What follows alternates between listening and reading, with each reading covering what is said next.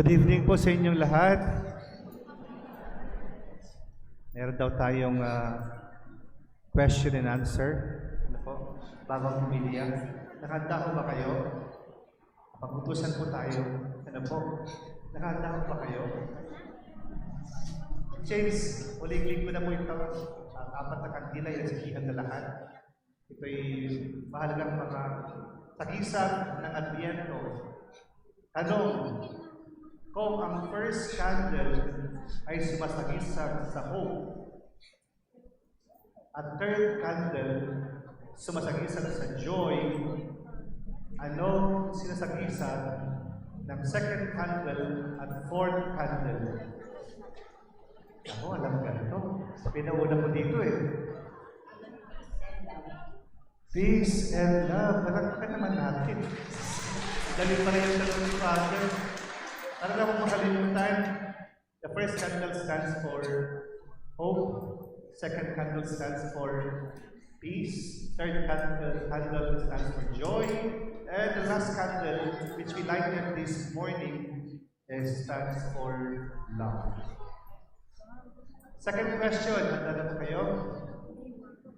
Hindi ko ginawa ito sa pinangunan, hindi lang dito. If the gospel of the announcement to Joseph is Matthew chapter 1, verse 18 to 25, what is the gospel of the announcement to Mary? Chapter and verse.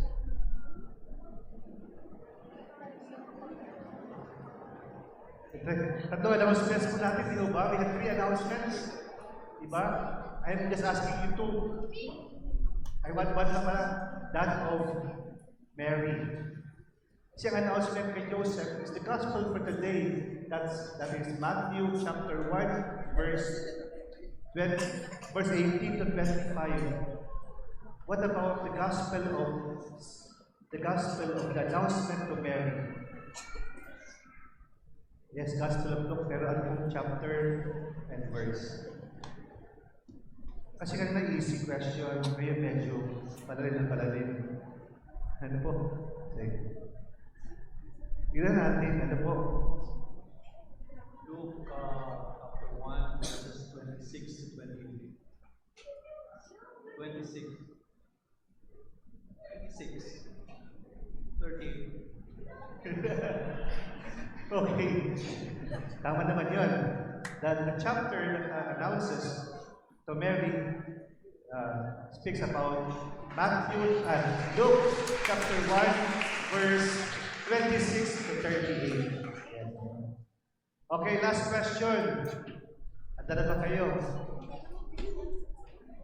Meron tayong angel, the very famous, into the 2 announcements to Joseph and to Mary and Zachariah. Both announcements specifically implies the gospel. Name niya talaga was indicated. What's the name of the angel? And what's the meaning of the name of the angel? Yun ang twist niya. Kayo naman, what's the name of the angel? The angel of divine revelation and good news. Angel Gabriel. Angel Gabriel means, ano ibig sabihin ng Angel Gabriel? God is my strength. God is my strength. Divine messages. Yeah, that's also true. But the meaning of the word, the name angel is, Gabriel is, the name messenger. Tama yun eh. An angel is a messenger. But Gabriel has a meaning. May meaning po siya. Sige, bigyan natin chance dito. Sino ba may chance dito? Dito sa likod naman, bigyan natin. Walang ano to walang nag-google ha. Sigurado kayo ha. Walang google. God is my strength. God is my strength. Palakpakan natin.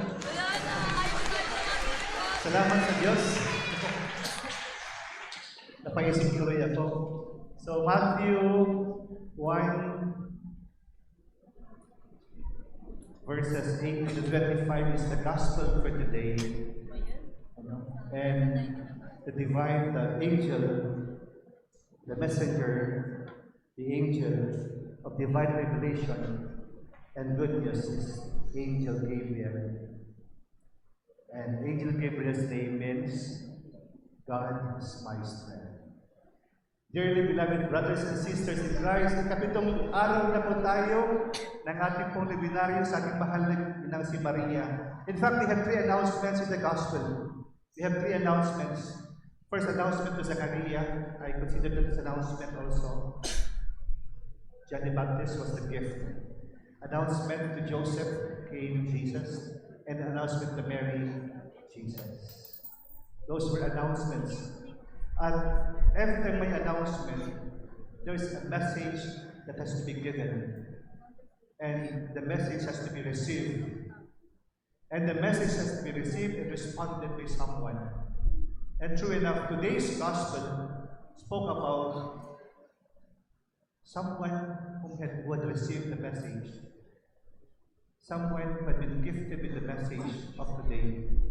A special message. Pero tulog siya. Panaginip, hindi siya gising, deep sleep, providing the avenue that the angel had to speak before this man, Joseph. Sa maingay na mundo, nangungusap ang Diyos sa pusong tahimik at pusong payapa. May ilang kalalakihan po na kilala na nakasama ko rin sa trabaho, sa eskwelahan, sa parokya, na di masalita, likas na tahimik ang personalidad. Ang prinsipyo siguro nila, less talk, less mistake. Pero si San Jose, di lamang less talk, less mistake, di lamang siya man of few words, but this man in today's gospel is man of no words.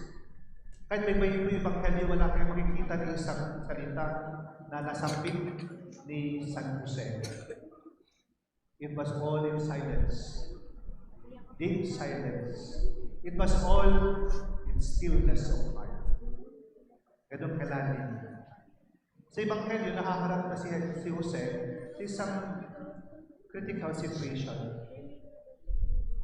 Kayo ba ako sa isang tungkulin o isang bagay na hindi sa inyo? Kayo ba ako kapag kayo'y pinagkakaluban ng isang bagay na hindi naman talaga inyo ginawa? Ang eksena ngayon, para mabaramdaman po natin, si Maria, marahil, ay naihahayag na ng anghel na siya'y magbubuntis. At pangalanan niyang Emmanuel, God with us. Pero, kung kayo sa sitwasyon ni Jose at si Maria sasabihin niya, sweetheart, mahal, may pagtatapat ako sa iyo. Pagtatapat niya, alam mo, alam mo, mahal, buntis ako. Pero ang wish niya, hindi sa iyo. Papayag ba kayo? Natanong po ako ng ilang mga binata.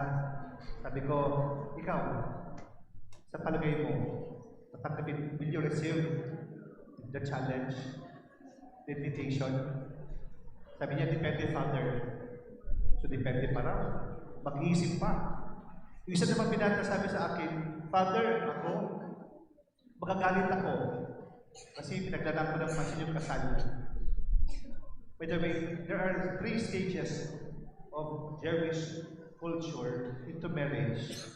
Yung first is engagement period. It is arranged, pre-arranged by parents already. At young age, everything was arranged with the parents, according to history. Then second, betrothal. Betrothal will take place for 1 year. At least 1 year period that they have to at least do something with that period of time. And in that period of time, binding na po by law.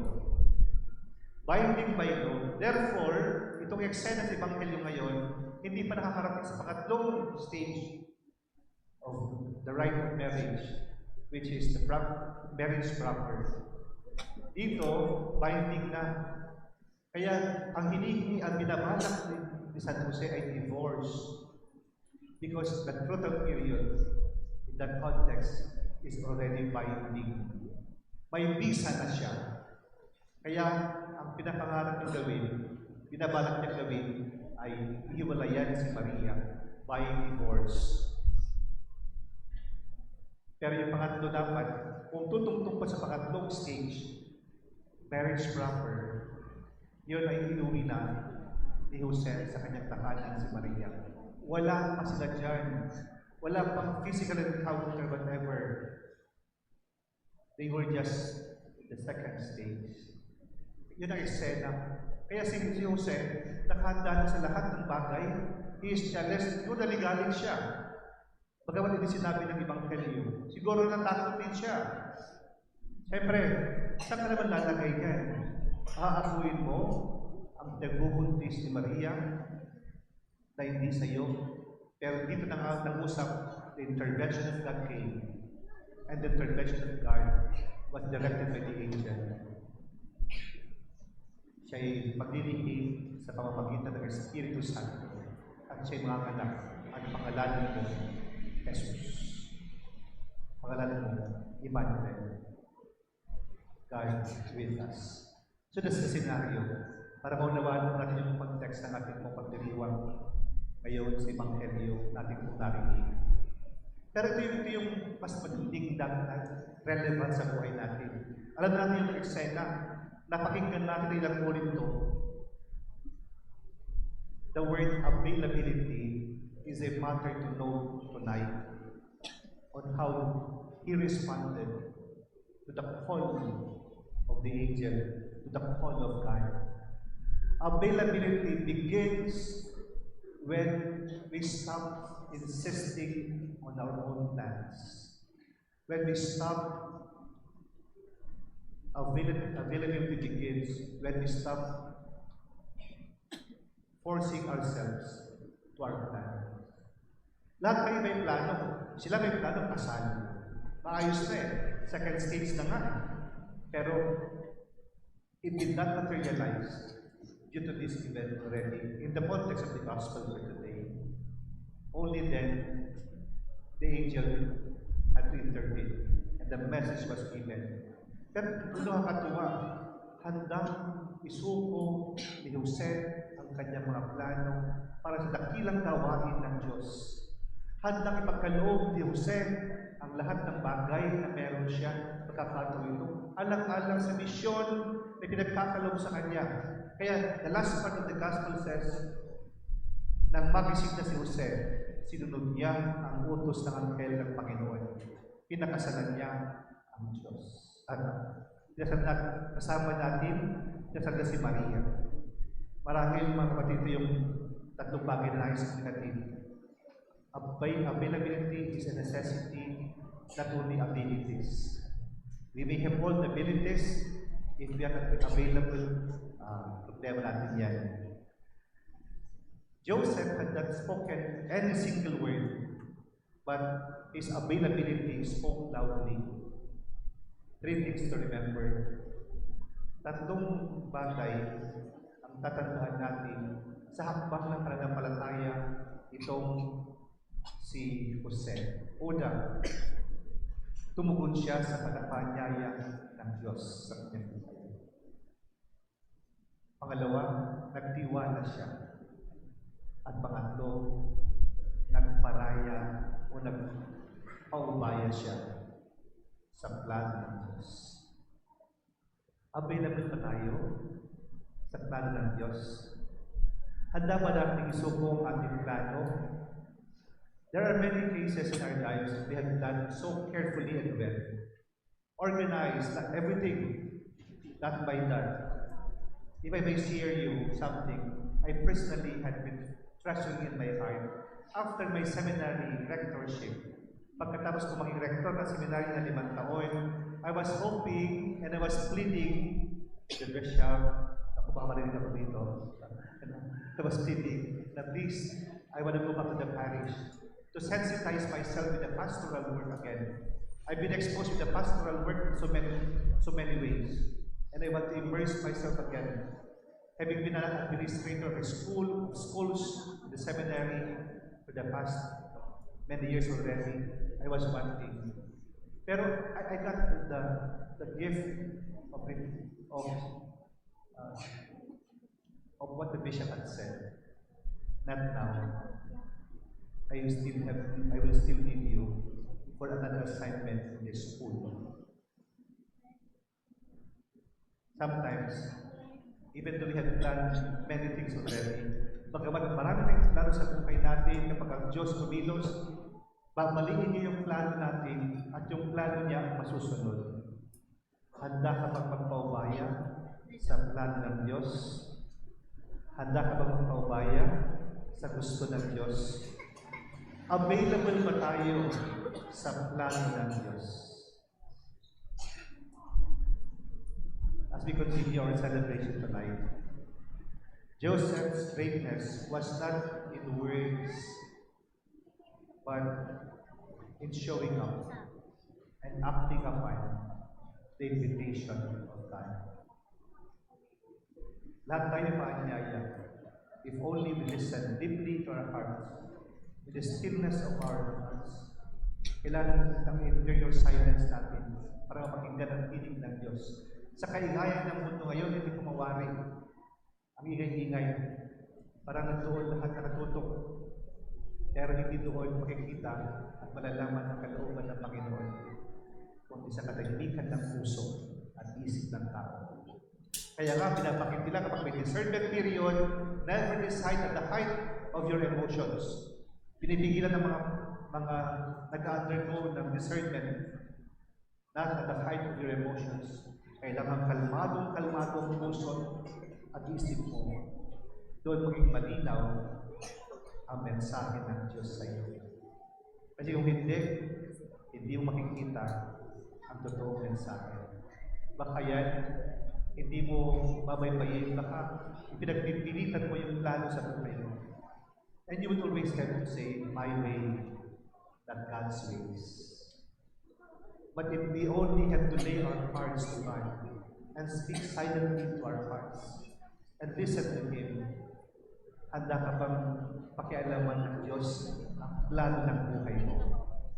At kung sakaling kikialaman niya, handa ka bang isuko ang plano na yan o baliin ang plano yan? Alang-alang sa mas nakahihigit na plano ng Diyos sa buhay mo. Sometimes we wrestle. Makipag-wrestling tayo sa Diyos minsan.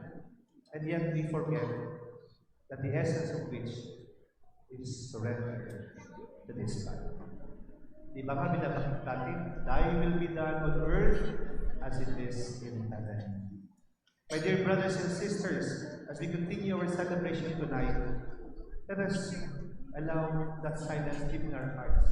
And before we sleep tonight, could you ask a simple question? What is your plan for me, Lord? If there is something that have to come out of that question, stirred by the Spirit of the Lord, pray over this. Baka mayroong pinapakinggan na hindi mo pinagtutunan ng pansin sa kaabalahan natin at maingay na mundo ngayon. Baka doon magkakaroon ng panahon para tutukan at hayaan makita ang kahulugan ng availability. Just one final note again, I would like to repeat. Availability begins when we surrender our plans to God. When we stop insisting and enforcing our own plans. Amen.